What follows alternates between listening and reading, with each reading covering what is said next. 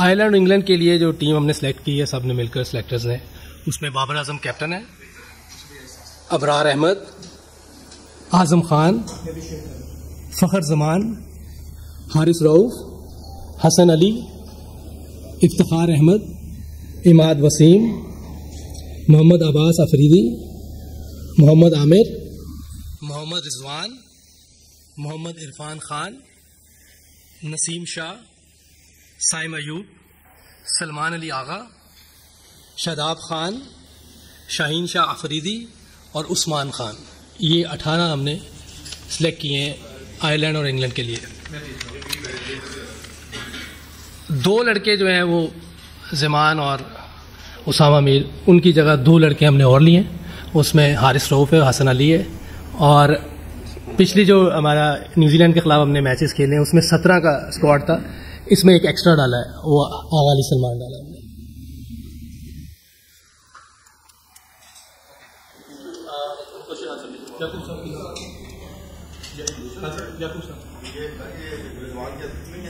रिजवान पिछली सीरीज में तो फिट नहीं थे, लेकिन काफ़ी इम्प्रूवमेंट है।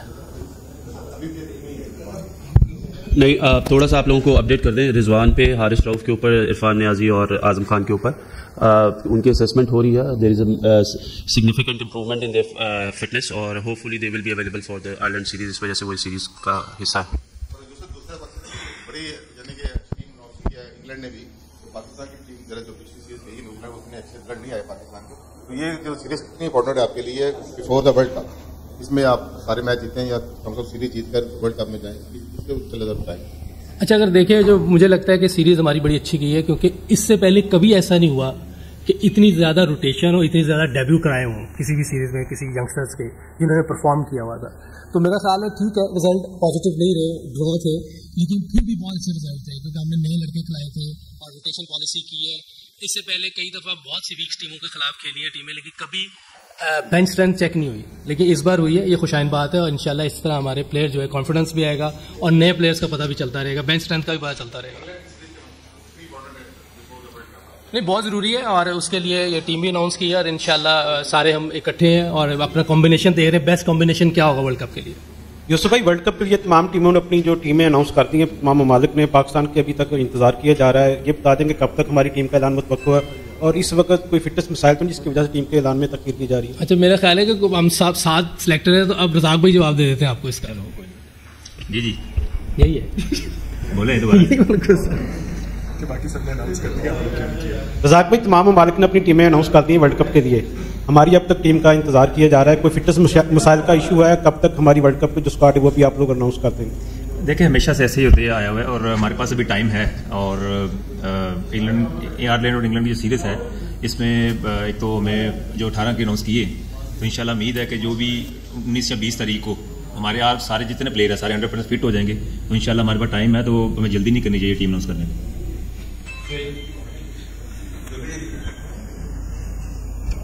मेरा सवाल वहाब रियाज साहब से है। वहाब साहब, आप नहीं समझते कि अभी तक अगर वर्ल्ड कप के लिए तमाम ऑस्ट्रेलिया, इंग्लैंड, वेस्ट इंडीज जो जितनी भी टीमें अनाउंस करें, तो आप लगता है जितने ज्यादा सेलेक्टर्स हैं उतनी आप क्लैरिटी नहीं है आप लोगों में, अभी तक आप लोगों को यकीन नहीं है कि हमने कौन से 15 और कौन से 3 ट्रैवलिंग रिजर्व रखने हैं, इस वजह से शायद आप अभी तक अनाउंसमेंट नहीं करने जा रहे हैं? नहीं, ऐसी कोई बात नहीं है। हम लोग सारे एक पेज पे है। कैप्टन और कोच जो हमारे गैरी कर्स्टन है, उनसे हमारी जो म्यूचुअल है वो सारी डिस्कशंस वगैरह हो चुकी है। 1-2 फिटनेस जिस तरह हारिस जो है, हम लोग वो एक्सपेक्ट कर रहे हैं कि वो इंग्लैंड सीरीज तक बिल्कुल फिट हो जाए। उसका रिहैब शुरू हो गया हुआ है, वो बॉलिंग कर रहे हैं, नेट्स में 8 से 10 ओवर रोज के कर रहे हैं। तो हम लोगों ने इस वजह से ये 1-2 ऐसी चीज़ें जिनको हमने मद्देनजर रखते हुए थोड़ा सा स्क्वाड को लेट अनाउंस किया, ताकि हम जो 21 तारीख का मैच है इंग्लैंड में, उसके बाद इंशाल्लाह अपनी जो फाइनल स्क्वाड है वो इंशाल्लाह कर देंगे। इसमें हम लोगों को हर तरह से क्लैरिटी से फेक या 2 लड़के जिनकी फिटनेस के इशू है उनको बस हमने देखना है। आलम ज़ेब, द न्यूज़। यूसुफ भाई, आयरलैंड और इंग्लैंड टीम जा रही है, वहाँ कंडीशंस डिफरेंट है। यूएस से जो रिपोर्ट्स आ रही है और मेरी भी बात हुई आज, मैं एक रिपोर्ट देख रहा था, उसमें ये है कि एडिलेड का एक क्यूरेटर इंस्टॉलेशन करेगा पिचेस का न्यूयॉर्क में, जिसमें पाकिस्तान को 2 मैचेस खेलने हैं। वो कह रहे हैं कि हार्ड विकेट होगी, बाउंस होगा और हम कोशिश करेंगे कि बैट्समैन शॉट्स भी खेले इस पे। जहां पे डलस है, डलस में न्यू बॉल को सर्वाइव करना मुश्किल होगा और वहां सीम भी होगा। तो ये जो इंग्लैंड और आयरलैंड की जो सीरीज है, कितना हेल्पफुल होगा पाकिस्तान के लिए? देखिए, ये तो अभी लोग कह रहे हैं किसी ने देखी नहीं, जब तक कि आप सरफेस पे चले ना जाए किसी को आइडिया नहीं होता। अगर आप मेरे से पूछें तो मुझे कभी भी विकेट देख के आइडिया नहीं होता जब तक कि मैं 2 बॉल नहीं खेल लेता था। तो बाहर से कुछ कहना मेरा ख्याल है बहुत जल्दी हो जाएगा। और सुनने में ये आया कि आयरलैंड वाली विकेट ही न्यूयॉर्क में आ रही है जो उधर बन रही हैं। तो विकेटें अगर आप देखें ओवरऑल पूरी दुनिया में देखें तो T20 में विकेटें बड़ी फ्लैट होती हैं, प्योर बैटिंग के लिए होती हैं। कोई एक आधी विकेट ऐसी होती है जहाँ बहुत ज़्यादा टर्न हो जाए या बहुत ज़्यादा सीम हो जाए, लेकिन ज़्यादातर चांसेस ये है कि 99% बैटिंग विकेट्स होती हैं जिसमें बैट्समैनों के लिए बहुत इजी होता है, बॉलर स्ट्रगल करते हैं। लेकिन अगर आप देखा जाए तो बड़ा अच्छा कॉम्बिनेशन है हमारा, हर तरह की विकेट के लिए, हर तरह की अपोजिशन के लिए रेडी है पाकिस्तान टीम इंशाल्लाह। यूसुफ भाई, सारी टीमें वर्ल्ड कप की तैयारी कर रही है और पाकिस्तान भी, हमने होम सीरीज खेली न्यूजीलैंड के अगेंस्ट। जो आपने टारगेट दिए थे टीम को, क्या उन्होंने फुलफिल किए? आप मुतमईन है कि वर्ल्ड कप की तैयारी के लिए पाकिस्तान की प्रिपरेशन सही चल रही है? क्योंकि होम सीरीज में न्यूजीलैंड से हम बराबर करते हैं उनकी यंग साइड से। अच्छा देखिए, ठीक आप कह सकते हैं कि उनके 5-6 प्लेयर इसी टीम के बड़ी टीम में भी गए हैं, लेकिन वो 5-6 प्लेयर नहीं भी थे। लेकिन इंटरनेशनल टीम थी और हमने भी नए लड़के खिलाए। हमने रोटेशन पॉलिसी बहुत की है ताकि हमारी बेंच स्ट्रेंथ चेक हो। तैयारी आप देखें, आगे भी हमारे पास 3 मैच हैं, फिर इंग्लैंड के भी हैं 4 मैचेस, तो तैयारी तो चलती रहेगी जब तक कि वर्ल्ड कप नहीं आना। तो हम अपना कॉम्बिनेशन देख रहे हैं कि कौन सा बेहतर कॉम्बिनेशन होगा जो वर्ल्ड कप में हम देगी। भाई मेरा सवाल अभी आपने कहा कि बाकी 3 आपने कहा कि दुनिया भर में बैटिंग विकेटें होती हैं और बैटिंग का सपोर्ट करती हैं। रज़ाकी स्टेडियम में लास्ट सीरीज हुई, पाकिस्तान टीम की बैटिंग आप देख सकते हैं कैसी थी। और दूसरा सवाल रज़ाक भाई से कर लेते हैं। रज़ाक भाई, ऑलराउंडर पाकिस्तान टीम में नजर नहीं उस तरह से आ रहे जिस तरह होने चाहिए। रोहा भाई से एक छोटा सा सवाल है। भाई उस्मान, चले उस्मान के बारे में बता दीजिएगा कि वो लकीली खेल रहा है कि रिजवान अनफिट है, वरना उसकी तो जिस तरह की परफॉर्मेंस है जगह नहीं बन रही। सर देखें, जब आप इंटरनेशनल एरिना में आते हैं ना डोमेस्टिक से, तो उसमें एक बहुत बड़ा डिफरेंट गेम का प्रेशर होता है। उस्मान खान को हम लोग इसलिए लेकर आए थे कि वी बिलीव कि he is one of the best players in the domestic circuit. जो PSL में उनकी परफॉर्मेंसेज ने भी उसको जो है वो जस्टिफाई किया है। फेलियर और सक्सेस ये पार्ट ऑफ द गेम है। आपको टैलेंट आइडेंटिफाई करना और फिर आपको ये देखना है कि आप उसको कितना जो है यूटिलाइज कर सकते हैं। फॉर अस, अगर आप उस्मान खान को देखें, आफ्टर 2 मैच फेलियर, जिस तरीके से उन्होंने तीसरे मैच में आके अपना इंटेंट दिखाया, कोई भी प्लेयर अगर होता तो वो 2 मैचेस के बाद कोशिश करता है कि वो अपने आप को सेव करे और थोड़ा सा लंबा खेले और अपनी बारी करे, अपने रन्स करे। लेकिन जो टीम का प्लान था वो उसको दिया गया और उसके बाद चौथे जो T20 मैच में उसकी बड़ी एक यूजफुल इनिंग्स थी। तो हम ये समझते हैं कि he is a great talent और हमें चाहिए कि हम उसको सपोर्ट करें। कोई भी फलूक से नहीं आए यहाँ पे, परफॉर्मेंसेस आए। ये पाकिस्तान की टीम है और हम लोगों को जो बेहतर लगा है हम उसके साथ स्टिक करेंगे। और I think Usman has a very good potential in him to represent Pakistan.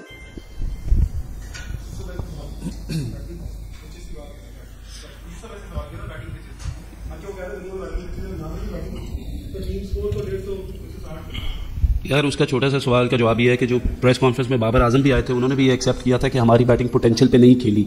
So I think ये जो हमारी गलतियां वो हम लोगों ने रियलाइज़ की और इंशाल्लाह आगे जाके इनको बेहतर करेंगे। मेरा सवाल था, सैम अयूब को देख लें या आजम खान को या इनफैक्ट उस्मान खान को, आप सब लोगों ने पाकिस्तान सुपर लीग की परफॉर्मेंसेस पे, क्योंकि इंटरनेशनल परफॉर्म ना वो न्यूजीलैंड में जाके कर सके, ना वो यहाँ न्यूजीलैंड में यहाँ लाहौर में परफॉर्म हो सके। Usama Mir highest wicket taker थे पाकिस्तान सुपर लीग के, और अब उनको आप हसन अली, जो कि शायद पिछले 1-1.5 साल से इसी सिलेक्शन कमेटी उनको कंसिडर भी नहीं कर रही थी, उसामा को रिप्लेस कर देना, इसका मतलब यह है कि वर्ल्ड कप के लिए उसामा अब आप लोगों के प्लान में नहीं है। और ड्रॉप करने की रीजन क्या थी? आप देखिए, पहली बात तो सैम जो है ना पोटेंशियल वाइज बहुत अच्छे हैं और ठीक है, वो न्यूजीलैंड में और यहाँ पे जिस तरह का हम एक्सपेक्टेशन कर रहे थे उनसे, वो हम वैसा नहीं कर सके, पर फिर भी हमें उम्मीद है कि वो अच्छा परफॉर्म करेंगे। ऐसे प्लेयर को 1 मैच चाहिए होता है कॉन्फ्रेंस के लिए। और दूसरा, सामा की बात कर रहे हैं, ठीक है, उसने हाईएस्ट विकेट्स लिए हैं PSL में, और हमारे पास देखिए शादाब है और हम चाह रहे हैं कि एक ही कैटेगरी के प्लेयर्स ना लेके जाएं। अब इसलिए अबरार को हमने रिप्लेस किया है, सामा पे लेके आए हैं, तो अब हमारे पास मिस्ट्री बॉलर भी आ गए हैं और शादाब भी हैं। तो ये रीज़न है। हसन अली का ये बता दें कि हसन अली पहले से कंसिडरेशन में थे, वो काउंटी क्रिकेट खेल रहे थे, उनका कॉन्ट्रैक्ट था। आई थिंक कि हम लोगों को ये देखना था कि हमें एक एक्सपीरियंस बॉलर चाहिए था मिडल में, जो कि हारिस रऊफ की शक्ल में है, और हसन अली जो है वो एज अ बैकअप है हारिस रऊफ के, और ये क्लैरिटी हसन अली को भी दी गई है। सो होपफुली अगर हारिस फिट हो जाता है तो he will be our first preference. So obviously इतना बड़ा कंपटीशन है हसन का, हमने देखा ICC कंपटीशन में he has bowled really well, he is experience and we need that experience in the middle order, so that's why Hasan Ali is as a backup for Haris Rauf.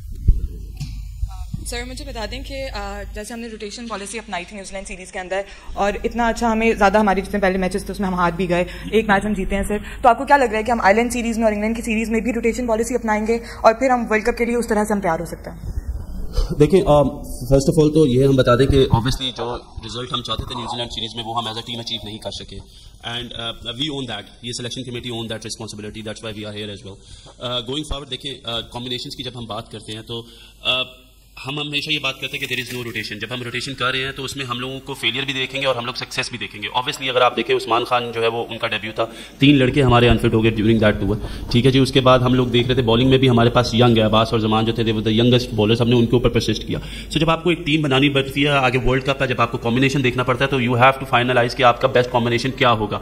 उसके लिए we do understand कि हारना is not the way, but at least trying is what they are trying the boys, वो हमारे लिए बहुत जरूरी था। और इंशाल्लाह आयरलैंड सीरीज में, इंशाल्लाह इंग्लैंड सीरीज में यू विल सी होपफुली कि जो हमारा best combination that will play and that will be the part of the world cup squad as well.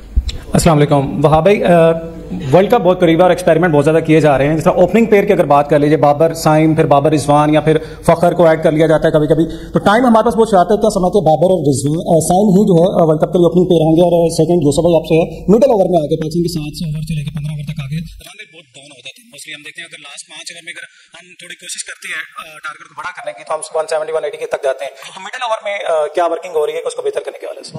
मैं देखें फर्स्ट ऑफ ऑल आप चीज़ों को एक्सपेरिमेंट कह के भी हम उसको, rotation is the better word than the experiment. Experiment ऐसा लगता है जिस तरह हम लोग कुछ खराब कर रहे हैं। Rotation is something which we believe in कि हमें करनी चाहिए। और आज ये ट्रेंड हम शुरू करें, आज से पहले ये रोटेशन का ट्रेंड नहीं था। और आप लोग ये कहते थे कि चाहे छोटी टीम हो उसमें भी हमारी मेन स्ट्रेंथ खेलती है और अगर बड़ी टीम हो तो उसमें भी मेन स्ट्रेंथ खेलती है। जहाँ तक लगे आपकी बात कि जी हम कभी सैम और बाबर को करवाते हैं, कभी रिजवान और बाबर को करवाते हैं। देखिए जब आप टीम बनाते हैं ना तो यू आइडेंटिफाई कि आपके जो मेन प्लेयर है या जिन प्लेयर्स पे आप ज़्यादा अपने आप को या टीम डिपेंड कर सकती है वो नो डाउट इस वक्त बाबर और रिजवान है, और उन दोनों का टीम को लेकर चलना बहुत जरूरी है। That's why we need somebody at the start, rather Babar और रादर रिजवान, जो सैम की शक्ल में हमारे पास है कि जिसको हम लेके जाएं, रोटेट कर सके, वो स्ट्राइक जो है वो ज्यादा अटैकिंग प्लेयर है वो अटैक कर सके, और उसके बाद मिडिल ऑर्डर्स में जहां पे हमें प्रॉब्लम आती है वहां पे हमारा एक ऐसा मेन प्लेयर हो जो टीम को लेके चल सके। So I think this is all part of the planning. अगर हमें कहीं पे ये भी लगेगा कि अगर हमें चेंज करना पड़ा आगे जाके तो हम वो भी चेंज करेंगे। We are working in the best interest of the team और जो बेहतर होगा हम वही करेंगे। तो मेरे से आपका क्वेश्चन था, बड़ा ज़बरदस्त क्वेश्चन है और डेटा में सारी चीज़ें हैं और इस पे हमारी बात भी हुई है और इस पे हम काम भी कर रहे हैं। इसके लिए मैंने अभी भी जो मैचेस हो रहे थे उसके दौरान जो प्रैक्टिस सेशन थे उसमें कुछ ऐसी शॉटें हैं जो हमें खेलनी चाहिए। मिडिल ओवर में इनोवेशन करनी चाहिए। ये 7 से 15 या 20 ओवर तक आपको ऐसी शॉट्स खेलनी है। स्कूप है, रैंप है, सीधी उल्टी स्वीप शॉट है, एक्स्ट्रा कवर सीधी बिल्कुल स्क्रीन में मारनी चाहिए अगेंस्ट स्पिनर्स के। कि यही ओवर्स हैं जहाँ पे हमने रन करने और ये प्लान किया हुआ है मैंने, और ये मैंने हेड कोच को भी बताया था। हमने उस पर काम भी किया था थोड़ा सा, चूंकि पहले ये हुआ नहीं हुआ तो अब नई चीज़ है इनके लिए, क्योंकि ये बहुत कम लड़के हैं जो स्वीप शॉट खेलते हैं, ना सीधी उल्टी दोनों नहीं खेलते। ये चीज़ें हमने करवानी और इंशाल्लाह साथ साथ ये चीज़ें होती रहेंगी और एग्जीक्यूट तो इन्होंने करना है, हम करवा सकते हैं। जैसे क्वेश्चन आप कर रहे हैं, काम अंदर हमने करना है। और एक चीज़ और है कि जब तक आप फेलियर को ज़हन में रखेंगे ना तो कोई चीज़ भी आगे नहीं चल सकती। हमने फेलियर के बगैर क्रिकेट खेलनी है। कोई भी क्रिकेट खेल रहे हैं, one day, T20 test, as a batsman मैं बता रहा हूँ कि जब मेरे दिल में ये होगा मैं आउट हो जाऊंगा तो मैं आउट हो जाऊंगा। इस तरह की क्रिकेट हमने नहीं खेलनी और इंशाल्लाह ये लड़के आगे चल के ये सारी चीज़ें कर रहे हैं। ऐसा ऐसा कोशिश हम कर रहे हैं तो इंशाल्लाह बेहतरी आएगी।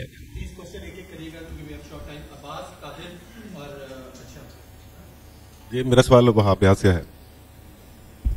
हारिस रऊफ जो है वो फॉर्म और फिटनेस के मसाइल का शिकार थे और इंजरी फिर ज़ाहिर है PSL में उनकी हुई। अब कोई ऐसी उन्होंने क्रिकेट नहीं खेली कि हम तय कर सकें कि वो रिदम में हैं या नहीं। बिल्कुल I do agree with you जी। और देखें जिस तरीके से उसने बॉलिंग शुरू कर दिया है, उसके बॉलिंग लोड्स जो है वो हमने स्टार्ट कर दिया है, which is a very positive sign. इसी वजह से हम हसन अली को पीछे लेके आए। ये बात बिल्कुल हमारे जेहन में है। इफ वी फील लाइक कि अगर उसके साथ उसके पीछे इतनी गेम मैचेस नहीं है या मैच फिटनेस नहीं है या वो स्ट्रगल करेंगे, so that's why we have a backup of Hasan Ali. So ये चीज़ हमारे नज़र में है। हम ऑलरेडी इस वजह से हसन अली को लेकर आए हैं। वाह भाई, मेरा आपसे ये सवाल है कि as a senior team manager Pakistan cricket team के साथ रहे हैं और क्या फ़र्क देखते हैं अपने टीम मैनेजर बनने के बाद, सीनियर टीम मैनेजर बनने के बाद? क्या चेंजेस आई हैं टीम में, कैसा माहौल है? और रोटेशनल पॉलिसी जो है वो आयरलैंड इंग्लैंड के टूर में भी अप्लाई की जाएगी वर्ल्ड कप से पहले? देखिए as a manager you know obviously काफ़ी चीज़ें जो हम बेहतर कर रहे हैं और ऑब्वियसली सबसे पहले तो कंफर्ट लेवल जो है प्लेयर्स का वो बहुत ज़रूरी है। उनके जहन से ये चीज़ें, जिस तरह यूसुफ भाई ने कहा कि एक डर है, जो चीज़ों का कि फेलियर का डर है वो निकालना है। आई थिंक जो कम्युनिकेशन है that is the major part. तो कम्युनिकेशन की वजह से अगर आप देखें तो जो एक टीम की यूनिटी की हम बात कर ले या हम इस तरह कर ले कि उनको इकट्ठा करना, उनको एक ऐसा माहौल देना जिधर वो फ्रीली और फेयरलेसली क्रिकेट खेलें। तो I think that is what I am doing all around the team, ताकि अगर आप देखेंगे तो अक्सर लोगों लड़कों से बात करना, trying to get the best out of them. वो चीज़ों में है। और जहाँ तक रह गई आपका दूसरा सवाल था रोटेशन पॉलिसी, देखें आयरलैंड की टीम हमारे पास है, मोस्ट प्रोबेबली आई थिंक अगर हमें ज़रूरत पड़ी कोच और कप्तान को, अगर ये फील हुआ कि हमें कुछ चेंजेस या उसमें भी करनी है तो हम उसमें भी ज़रूर करेंगे, डिपेंडिंग अपॉन कि कोच और कप्तान के सोचते हैं, क्योंकि ग्राउंड में टीम उन्होंने खिलानी है और वो लड़वाते हैं। तो आई थिंक जो भी होगा वो सबके सामने होगा और जो भी होगा वो पाकिस्तान के हाथ में बेहतर होगा। जी वहाँ साहब, डेफिनेटली आपने जो बेस्ट अवेलेबल खिलाड़ी थे उसमें से ये एक स्क्वाड बनाया है, अच्छी बात है, अल्लाह करे ये जीत के आए। सवाल मेरा ये था कि आपने तो टीम दे दी, अब आपकी इनपुट कितनी होगी फाइनल स्क्वाड में? चूंकि फाइनल जब 11 खेलती है तो वो फिर परफॉर्म करती है और बाकी जो वजार से वो तो बेंच पे बैठेंगे, लेकिन ये अच्छा एक कॉम्बिनेशन है। 11 में कितना आपका इनपुट होगी? देखिए ये चीज़ मैं आपको बिल्कुल क्लियर कर दूं, जो प्लेइंग 11 है that has to come from the coach and captain, that's it. हम लोग अगर चाहें कोई अगर वो हमारे से पूछे किसी चीज़ के ऊपर तो हम एडवाइस कर सकते हैं, otherwise this is totally there domain, ये हमारी डोमेन नहीं है। यूसुफ भाई आपसे और रज़ाक भाई से क्वेश्चन है, एक ही क्वेश्चन है। बाबर आजम ने 2022 के T20 वर्ल्ड कप में भी कप्तानी की, फिर 2023 में भी की और अब 2024 के वर्ल्ड कप के अंदर भी कप्तान वो बन के जा रहे हैं। क्या समझते हैं कितना चेंज आपने उनकी कैप्टनसी में देखा है इस न्यूजीलैंड सीरीज़ के अंदर, और आप क्या उनको राय देंगे? क्योंकि हमने फाइनल लॉस किया था T20 वर्ल्ड कप का और फिर 50 ओवर वर्ल्ड कप अच्छा नहीं रहा, एशिया कप के भी हम फाइनल तक नहीं पहुंच सके थे, तो ऐसा क्या लैग कर रहे हैं वो बाबर आजम जो इस वर्ल्ड कप के अंदर वो उसको दूर कर सकते हैं अपनी उन गलतियों को?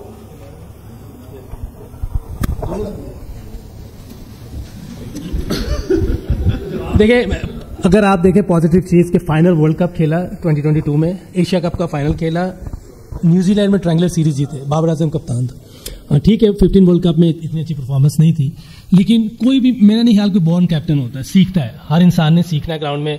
आप ये जरूर कह सकते हैं उसको 3 साल उसने कप्तानी की, अब दोबारा उसको मिली है। मेरा ख्याल है काफ़ी बेहतर चीज़ें की उसने इस सीरीज़ में, और इंशाल्लाह जिस तरह वो चीज़ें लेके चल रहा है, लर्न करने की कोशिश कर रहा है, इंप्रूवमेंट नजर आएगी आपको हर चीज़ में इंशाल्लाह। देखिए सीधी बात यह है कि जो पहले पॉलिसी थी अब वो बदल गई है। अब जो 4 सेक्टर है 5 में ला गई है, ये मीडिया ग्राउंड में इसमें बोले।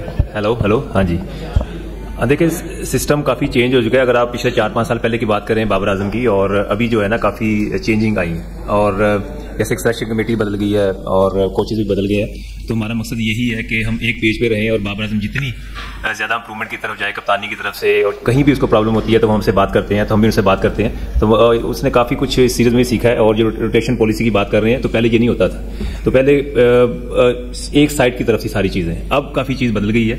अब जो है हम सब एक पेज पर हैं, हमारा मकसद यही है कि टीम की परफॉर्मेंस और बाबर आजम अच्छा प्लेयर को यूटिलाइज करें।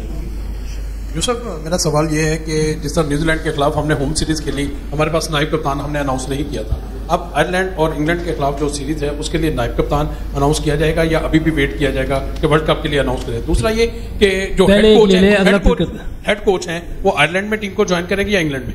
अच्छा, लाइटर नोट पे हमारी मर्जी, हम अनाउंस करें या ना करें लेकिन ये अभी देख रहे हैं, हमारे पास थोड़ा टाइम है, थोड़ा टाइम ले रहे हैं हम, इंशाल्लाह कर देंगे, जल्दी कर देंगे। और मेरा ख्याल है गैरी इंग्लैंड में शायद हमें ज्वाइन करेगा। मतलब बुरा तो नहीं, मैं लाइटर नोट है। अजहर भाई है,